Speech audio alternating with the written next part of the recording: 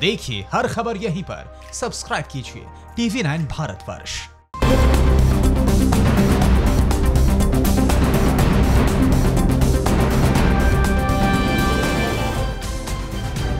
भारत के पास दुनिया का सबसे मारक हथियार राफेल फाइटर विमान आ रहा है। फ्रांस से 5 राफेल की खेप रवाना हो चुकी है। इस बीच लद्दाख में LAC पर चीन की चालबाजी का जवाब देने के लिए भारत ने टैंकों की तैनाती आखिरी पोस्ट तक कर दी है। रूस ने भी चीन को बहुत बड़ा झटका दिया है। भारत चीन टकराव की सभी बड़ी खबरें सबसे पहले देखते हैं न्यूज टॉप 9 भारत चीन टकराव में। चीन को चारों खाने चित करने के लिए आसमान का योद्धा राफेल 48 घंटे बाद भारत की सरजमी पर दस्तक देने वाला है। आज दोपहर 12 बजे फ्रांस से राफेल फाइटर विमान उड़ान भरेगा और बुधवार को 5 राफेल लड़ाकू गुजरात के जामनगर होते हुए हरियाणा के अंबाला एयरबेस पर लैंड करेंगे। माना जा रहा है कि इस लड़ाकू विमान को 1 हफ्ते के भीतर LAC पर तैनात कर दिया जाएगा। दुश्मन का अचूक शिकार करने वाले राफेल फाइटर प्लेन की कमान ग्रुप कैप्टन हरकिरत सिंह के हाथों में होगी। Harkirat Singh 7वीं squadron golden arrow के कमांडिंग ऑफिसर हैं। 2009 में हरकिरत सिंह को शौर्य चक्र से सम्मानित किया जा चुका है। वो पहले MiG-21 के पायलट थे। इसके साथ ही वो Su-30 फाइटर एयरक्राफ्ट को भी उड़ा चुकी हैं। अंबाला एयरफोर्स स्टेशन में राफेल के आगमन की तैयारियां जहां एक और जोरों शोरों से चल रही हैं, वहीं राफेल की सुरक्षा भी इंडियन एयरफोर्स अथॉरिटी के लिए किसी चुनौती से कम नहीं है। इसी के मद्देनजर अंबाला एयरफोर्स स्टेशन को नो ड्रोन जोन घोषित कर दिया गया है। जिला प्रशासन द्वारा इस पूरे इलाके को ड्रोन उड़ाने के लिहाज से प्रतिबंधित किया गया है।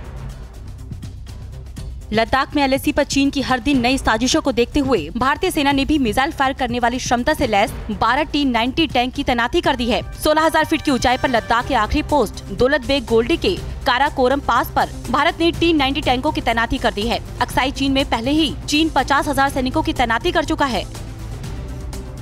टिकटॉक समेत 59 चीनी ऐप को बैन करने के बाद भारत सरकार की नजर अब चीन की दूसरी 275 से ज्यादा ऐप पर है। इसमें गेमिंग ऐप PUBG भी शामिल है। इसमें टिकटॉक के मालिक कंपनी ByteDance की रेसो और YouLike ऐप भी शामिल है। सरकार लिस्ट बनाकर चेक कर रही है कि ये ऐप किसी भी तरह से राष्ट्रीय सुरक्षा या लोगों की प्राइवेसी के लिए खतरा तो नहीं है।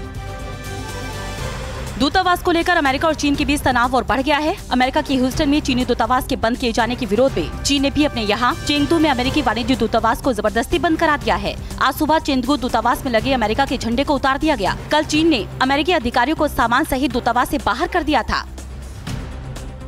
साउथ चाइना सी में अमेरिका से बढ़ते तनाव के बीच चीन के सरकारी अखबार ग्लोबल टाइम्स ने चीन को अपनी परमाणु क्षमता को बढ़ाने की बात लिखी है। ग्लोबल टाइम्स के मुताबिक अमेरिका से टक्कर लेने के लिए चीन को और अधिक परमाणु मिसाइलों के निर्माण की जरूरत है, क्योंकि देश को अमेरिका से अभूतपूर्व सुरक्षा चुनौतियों का सामना करना पड़ रहा है।